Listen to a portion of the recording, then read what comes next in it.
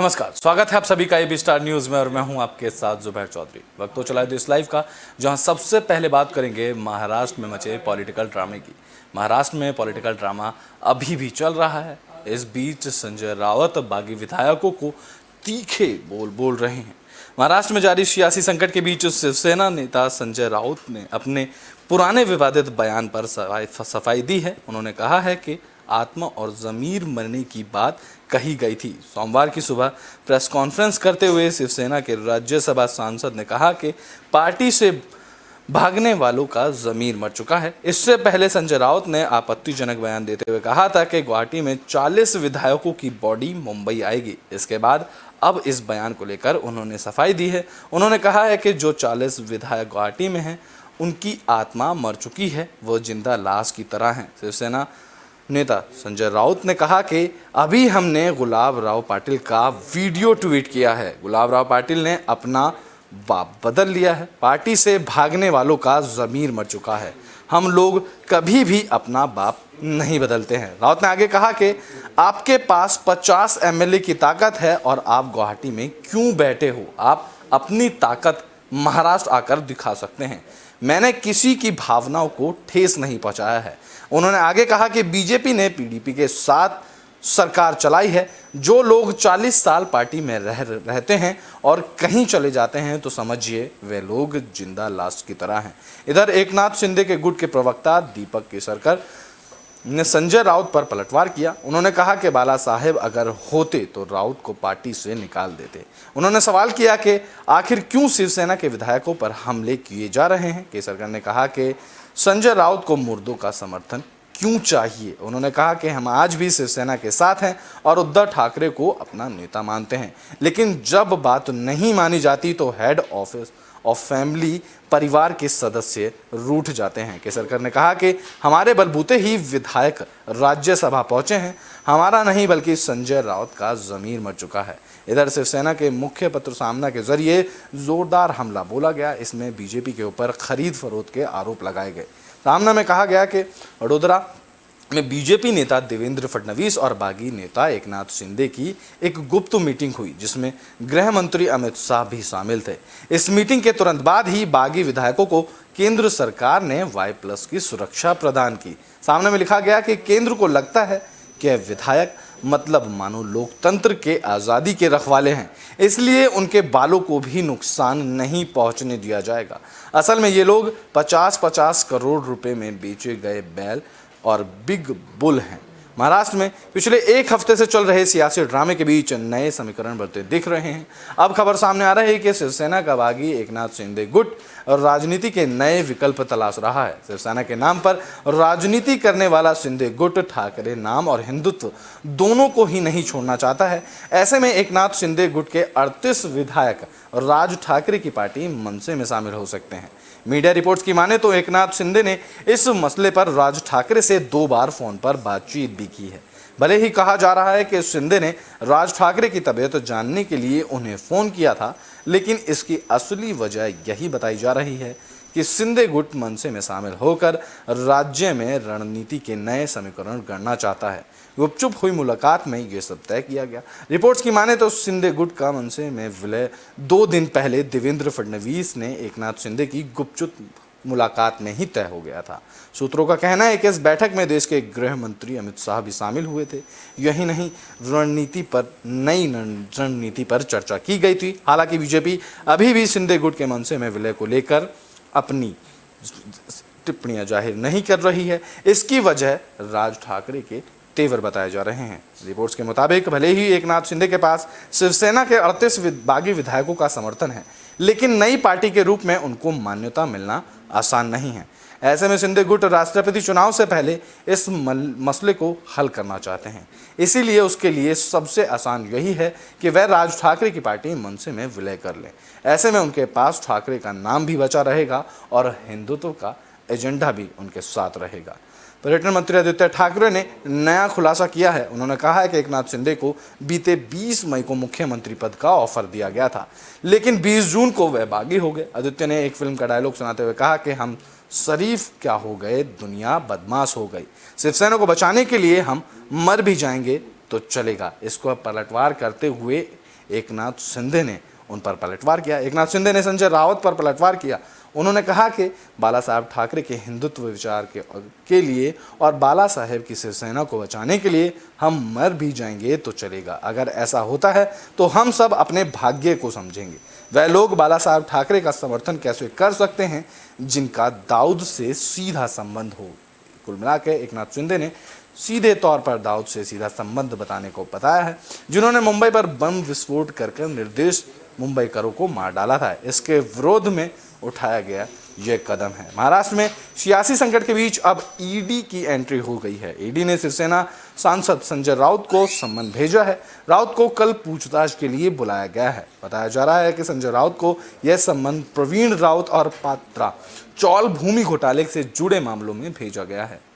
इससे पहले ईडी ने प्रवीण राउत को गिरफ्तार किया था। प्रवीण राउत को संजय राउत का करीबी माना जाता है। ईडी ने प्रवीण रावत से जुड़ी करोड़ों की संपत्ति को हाल ही में कुर्क कर दिया था। ईडी ने 11 करोड़ रुपए की संपत्ति कुर्क की थी। इसमें पालघर में प्रवीण राउत से जुड़ी संपत्ति करीब 9 करोड़ की थी, जबकि 2 करोड़ की कीमत वाले दादर में फ्लैट हैं और अलीबाग में प्लॉट के संजय राउत की पत्नी से जुड़े होने के आरोप लगे हैं, जिसको लेकर अब ईडी ने उन्हें सम्मन भेजा है।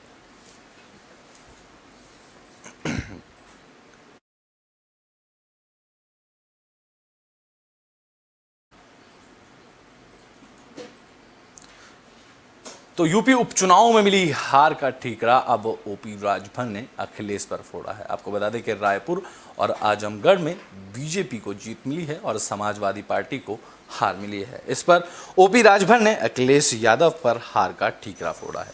उत्तर प्रदेश में लोकसभा उपचुनाव के लिए रविवार को आए नतीजे से समाजवादी पार्टी को एक तगड़ा झटका लगा है।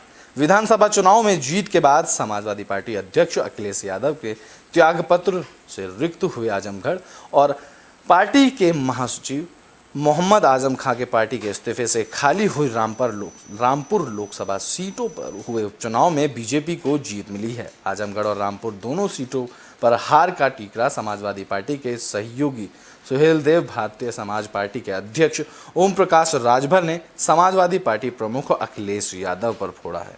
ओम प्रकाश राजभर ने कहा है कि साल 2022 के विधानसभा चुनाव की हार से अखिलेश यादव ने कोई सीख नहीं ली है। उपचुनाव में वे कमरे से बाहर तक नहीं निकले हैं। लोकसभा उपचुनाव का परिणाम आने के बाद पत्रकारों से बात में ओम प्रकाश राजभर ने कहा कि विधानसभा चुनाव की तरह अखिलेश यादव ने उपचुनाव में भी नामांकन के अंतिम दिन प्रत्याशी दिए। प्रत्याशियों के प्रचार के लिए एसी कमरों से बाहर तक नहीं निकला गया। उन्होंने कहा कि अखिलेश यादव को आगे की रणनीति के लिए बीजेपी की तरह घर से निकलकर पार्टी संगठन को मजबूत करना होगा। अगर वह निकलते होते तो आजमगढ़ में इतने कम मतों से हार देखने को नहीं मिलती। उन्होंने कहा कि वह अपनी पार्टी के 324 लोगों के साथ लगातार आजमगढ़ में जमे रहे। अगर उन्होंने 12 दिन तक समय नहीं दिया होता तो आजमगढ़ के लाखों वोटों से हार का मुंह देखना पड़ता। सुभाषपा अध्यक्ष ओम प्रकाश राजभर ने कहा कि उपचुनाव में अखिलेश यादव को पहले दिन से बीजेपी बसपा गठजोड़ का पता था। रामपुर में बसपा ने प्रत्याशी नहीं दिए। बीजेपी के दबाव में आजमगढ़ में पार्टी से निकाले गए नेता को बुलाकर बसपा ने प्रत्याशी बना दिया। यह स्थिति देख अखिलेश यादव को सावधान हो जाना चाहिए था। उन्होंने कहा कि वे जल्द ही अखिलेश यादव से मुलाकात कर उन्हें क्षेत्र में निकलने और पार्टी संगठन को मजबूत करने की सलाह भी देंगे।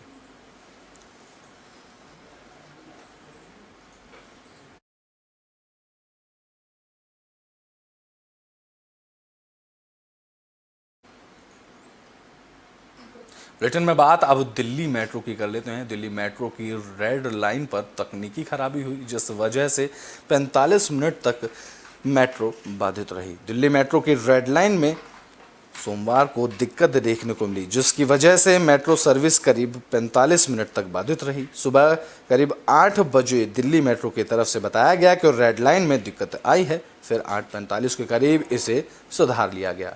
डीएमआरसी के मुताबिक इंद्रलोक और पीतमपुरा के बीच मेट्रो सर्विस में दिक्कत आई थी। फिलहाल यहां ट्रेन सर्विस सामान्य कर दी गई है। इस दिक्कत का असर बाकी किसी मेट्रो लाइन पर नहीं हुआ था। बता दें कि दिल्ली मेट्रो की रेड लाइन दिल्ली के रिठाला से गाजियाबाद के नए बस अड्डे तक चलती है। इस महीने दो बार पहले भी दिल्ली मेट्रो में खराबी आई थी। पहली बार 7 जून को और फिर 9 जून को दिल्ली मेट्रो की ब्लू लाइन में दिक्कत आई थी। तब यात्री बहुत परेशान हुए थे। हालत यह थे कि मेट्रो में 30-30 मिनट के अंतराल पर मेट्रो किसी स्टेशन पर पहुंच रही थी, जिससे स्टेशनों पर भारी भीड़ लग जा रही थी।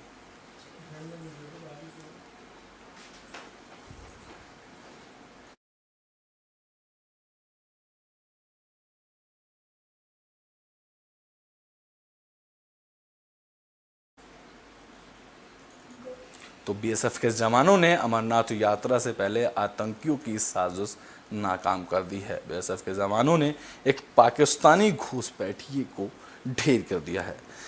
भारत पाक अंतर्राष्ट्रीय सीमा पर सतर्क बीएसएफ के जवानों ने अमरनाथ यात्रा से पहले यात्रा में खलल डालने के लिए पाकिस्तान के नापाक मंसूबों पर पानी फेर दिया है। पाकिस्तान की ओर से भारतीय क्षेत्र में प्रवेश कर एक पाकिस्तानी घुसपैठिए को ढेर कर दिया गया है। मारे गए घुसपैठिए की फिलहाल अभी तक पहचान नहीं हो पाई है। भारत पाक सीमा के आसपास के इलाकों में बीएसएफ के जवानों ने एहतियात के तौर पर तलाशी अभियान भी छेड़ दिया है। जानकारी के अनुसार सोमवार सुबह 4 बजे बीएसएफ की 36वीं बटालियन ने सीमावर्ती आरएसपुरा के सेक्टर बाकरपुर सेक्टर में पाकिस्तानी सीमा पर संदिग्ध गतिविधियां देखी। इसके बाद बीएसएफ के जवानों पर संदिग्ध गतिविधियों पर नजर रखी जा रही थी। जैसे ही पाकिस्तानी सीमा से घुसपैठिए ने भारतीय क्षेत्र में प्रवेश किया तो सतर्क जवानों ने उसे आत्मसमर्पण करने की चेतावनी दी। उसने जवानों की चेतावनी को अनसुना कर पाकिस्तानी सीमा की ओर लौटने का प्रयास किया, लेकिन बीएसएफ के जवानों ने उसे वहीं ढेर कर दिया। सीमा पर तारबंदी के नजदीक पाकिस्तानी घुसपैठिए का शव पड़ा हुआ है। आरएसपुरा पुलिस की घटनास्थल पर पहुंच गई। इसके बाद मारे गए पाकिस्तानी घुसपैठियों ने काले रंग की सलवार और कमीज पहन रखी थी। जम्मू कश्मीर के डोडा जिले में एक आतंकवादी को हथियार और गोला बारूद के साथ गिरफ्तार किया गया। इसकी जानकारी अधिकारियों ने सोमवार को दी। अधिकारियों ने बताया कि डोडा पुलिस ने सुरक्षा बलों के साथ मिलकर एक आतंकवादी फरीद अहमद को गिरफ्तार किया है।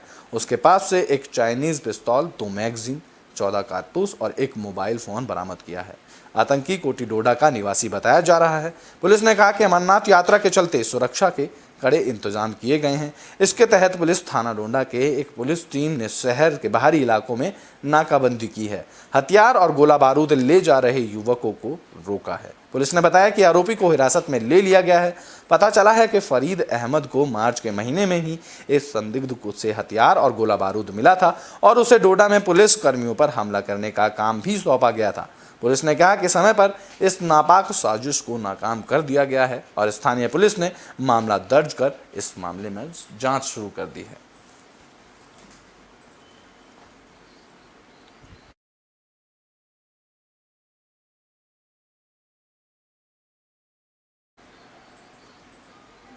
बुलेटिन में अब कोरोना मामलों की बात कर लेते हैं। दरअसल कोरोना मामलों में लगातार बढ़ोतरी देखी जा रही है।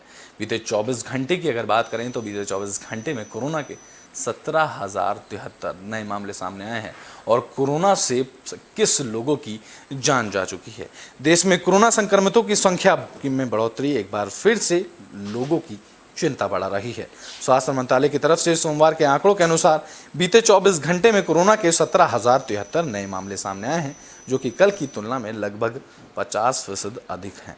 वहीं इस दौरान 21 मरीजों की कोरोना से जान चली गई है। बता दें कि कल के आंकड़ों के अनुसार 11,739 कोरोना के मामले सामने आए थे और 25 मरीजों की मौत हुई थी। हालांकि बीते 24 घंटे में 15,208 लोग कोरोना से डिस्चार्ज हुए हैं। देश में सक्रिय मरीजों की संख्या बढ़कर अब 94,420 हो गई है, जो कि कल की तुलना में लगभग 1,844 ज़्यादा है।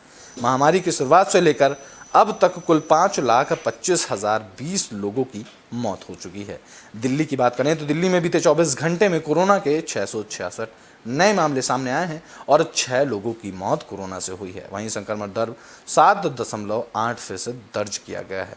कुल सक्रिय मरीजों की संख्या बढ़कर अब दिल्ली में 4,717 पहुंच चुकी है, जो कि सबसे अधिक चिंता की बात यह है कि बीते हफ्ते में 17 जून को दिल्ली में 190 कंटेनमेंट जोन थे, लेकिन जो कि 24 जून तक बढ़कर 322 हो चुके हैं। अगर महाराष्ट्र की बात करें तो महाराष्ट्र में 24 घंटे में कोरोना के 6,493 नए मामले सामने आए।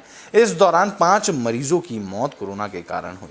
इसके साथ ही राज्य में कुल संक्रमितों की तादाद बढ़कर अब 79,56,848 हो चुकी है। पुणे के बीजे मेडिकल कॉलेज की रिपोर्ट के अनुसार महाराष्ट्र में ओमिक्रॉन के सब वेरिएंट BA.5 के 3 और BA.4 के 2 मरीजों का पता चला है। विभाग ने बताया है कि ये सभी नमूने 10 से 20 जून 2022 के दौरान इकट्ठा किए गए थे, जिनमें ये सभी मरीज कोरोना संक्रमित पाए गए हैं।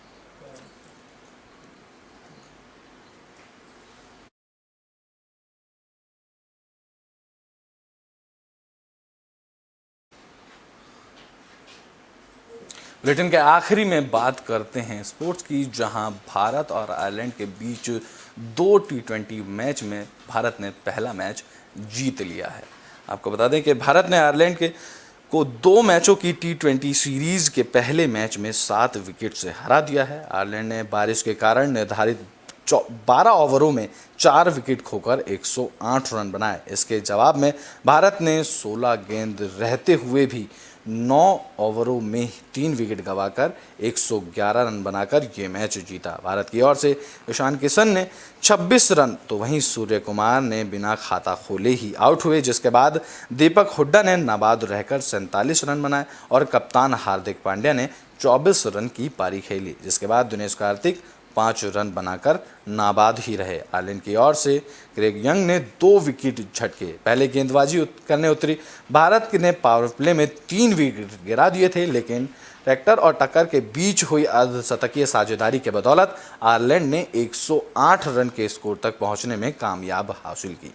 आयरलैंड की ओर से हैरी ट्रैक्टर ने सर्वाधिक नाबाद 64 रन बनाए। दूसरे ओवर में ही आयरलैंड को 2 बड़े झटके लगे, जिसमें कप्तान एंडी और पॉल आउट हुए। टक्कर और ट्रैक्टर के बीच चौथे विकेट के लिए 50 रन की साझेदारी हुई। टक्कर 16 गेंद पर 18 रन बनाकर आउट हुए, तो वहीं डॉकरेल ने 4 रन बनाए। डेलनी ने 8 रन का योगदान आयरलैंड टीम को दिया। भारत की ओर से भुवनेश्वर कुमार, हार्दिक पांड्या, चहल और आवेश को एक एक विकेट मिला, जिसके बाद भारत ने ये पहला मैच आयरलैंड के खिलाफ जीत लिया। बता दें कि भारत ने आयरलैंड के 2 मैचों की T20 सीरीज में ये पहला मैच 7 विकेट से जीता। पहला मैच काफ़ी रोमांचक रहा, लेकिन बारिश के कारण सिर्फ 12 ओवरों में 4 विकेट खोकर आयरलैंड ने 108 रन बनाए थे। इसके जवाब में भारत ने 9 ओवर 2 गेंदों पर ही इस मैच को जीत लिया और भारत के सिर्फ 3 ही विकेट गिर पाए, जिसमें भारत ने 111 रन बनाकर यह मैच जीता। भारत की ओर से ईशान किशन ने अच्छी पारी खेली, जिसमें ईशान किशन ने 26 रन जोड़े। जिसके बाद सूर्य कुमार की अगर बात करें तो भारत की तरफ से सूर्य कुमार बैटिंग करने आया और बिना खाता खोले ही आउट हो गए। जिसके बाद दीपक हुड्डा ने नाबाद 47 रन बनाए। और बात करें कप्तान हार्दिक पांड्या की, तो उन्होंने 24 रन की पारी खेली, जिसमें दिनेश कार्तिक 5 रन बनाकर पूरे मैच में नाबाद रहे। आयरलैंड की ओर से क्रेग यंग ने 2 विकेट झटके थे। पहले गेंदबाजी करने उतरी भारत ने पावर प्ले में अपने 3 विकेट गिरा दिए थे, लेकिन टक्कर और टक्कर के बीच अर्धशतकीय साझेदारी की बदौलत आयरलैंड ने 108 रन का स्कोर पहुंचने में कामयाबी हासिल की। आयरलैंड की ओर से हैरी ट्रैक्टर ने सर्वाधिक नाबाद 64 रन बनाए। एकमात्र अर्धशतक सिर्फ हैरी ट्रैक्टर की तरफ से लगाया गया। दूसरे ओवर में ही आयरलैंड को 2 बड़े झटके मिले, जिसमें कप्तान एंडी 0 पर आउट हो गए। और अगर पॉल की बात करें तो पॉल ने सिर्फ 4 रन ही बना पाए। टक्कर और ट्रैक्टर के बीच चौथे विकेट के लिए 50 रन की साझेदारी हुई, जिसमें टक्कर 16 गेंद पर सिर्फ 18 रन बनाकर ही आउट हो गए। भारत की ओर से भुवनेश्वर कुमार, हार्दिक पटेल, चहल और आवेश को एक एक विकेट मिले।